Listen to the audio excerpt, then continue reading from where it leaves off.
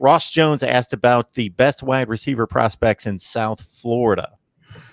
You got to start the list with Ja'Cory Brooks from, Booker T. Washington, but he's going to Alabama. After that, you have Romello Brinson from Miami Northwestern, who was committed to Miami and has Miami in his top 5. Troy Stellato from Cardinal Gibbons over there.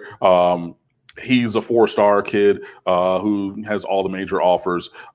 Those are some of the really great guys. Obviously, you have guys who play both ways. So your 5-star defensive backs, so a Jason Marshall or Corey Collier or any of those guys could loop into that group as well.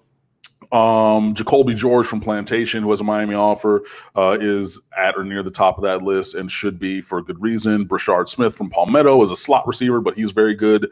And the names in the lists go on and on. There's probably another receiver at Booker T. Washington. There's probably one at Carroll City. And there's probably guys who just moved around that I missed their transfer season announcements, or they haven't said anything just because, school's been out since March. But yeah, I mean, the list is long and distinguished every single year. So, you would be wise to go to all the powerhouses. So you go to Miami Central, Miami Northwestern, maybe swing by a St. Thomas Aquinas. Definitely go to St. Thomas Aquinas, American Heritage, burgeoning powerhouse now, obviously Palmetto, because they've gotten all these guys. So I would say just swing by all those schools, Booker T. Washington, of course, and just see who's out there, because, you're going to throw a rock and you're going to hit a 4-star, 5-star wide receiver at all those schools, pretty much. Cam, if you've got 2 minutes, I got one more question for you because it's very focused. And I got 2 minutes. About this player in particular at times. So Ross Jones is asking about Mark Pope and why he has not been more successful at the U. I mean, there's a combination of factors. It's just there's been a little bit of work ethic that's been reported, and just consistency when he's gotten the opportunity. It is kind of that ineffable thing where, recruiting and player development is an art, not a science.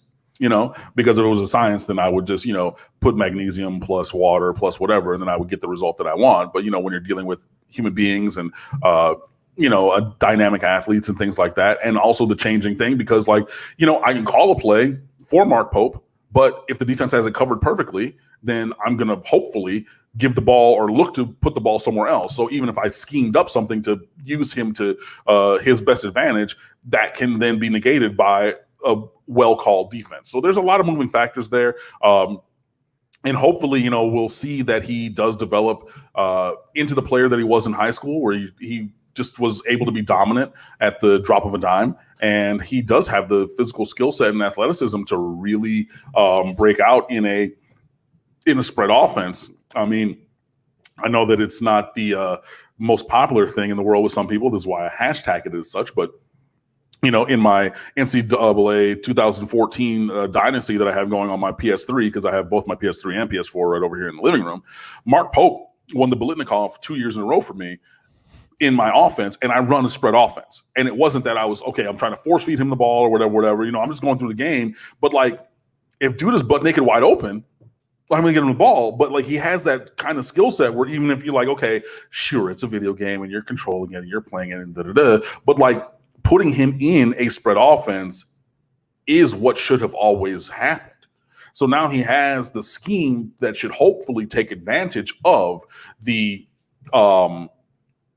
prodigious athletic talents that he has, and then he could hopefully, kind of become that player that we expect. So it's been a little bit of a mystery as to why he hasn't done better. And I know his freshman year, it was talking about blocking because Ron Dugans was a wonderful blocker, and he wants his wide receivers to be very good blockers. And if you're not a good blocker, you're not going to play, which seems counterintuitive for a wide receiver. And I think it could be a little off-putting for a Mark Pope, but it was part of the thing. So, hopefully his game is developed. Hopefully he's just a little bit more mature, whereas if you come in and just think that things are going to be handed to you, that's not the case. And I'm not even saying that he thought that, but I mean, the actions that we've seen kind of lead to maybe that was part of the situation. But yeah, hopefully he's getting just more mature to the point of cannot take any play for granted, any day for granted. You're going to go out there, you're going to earn it.